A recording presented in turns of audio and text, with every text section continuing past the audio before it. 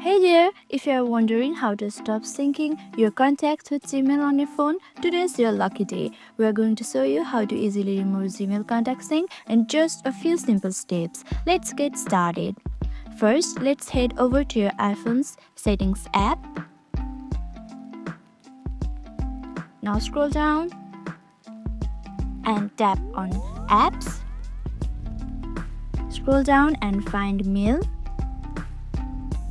Once you find Mail, tap on it. Now you will be seeing your mail accounts right here. Tap on it. This is where you can manage all of your email accounts that are linked to your phone. Simply tap on your mail account. Now you are in your Gmail account settings. You will see several options here including mail, contacts, calendars and notes. To stop syncing contacts, simply toggle off the switch next to contacts. Once you turn off the switch, your Gmail contacts will no longer sync to your phone. Don't worry, your contacts will still be safe in your Gmail account, but they just won't appear in your phone anymore. And that's it, you have successfully removed contact sync from Gmail. If you found this video helpful, be sure to hit that like button and subscribe for more tech tips.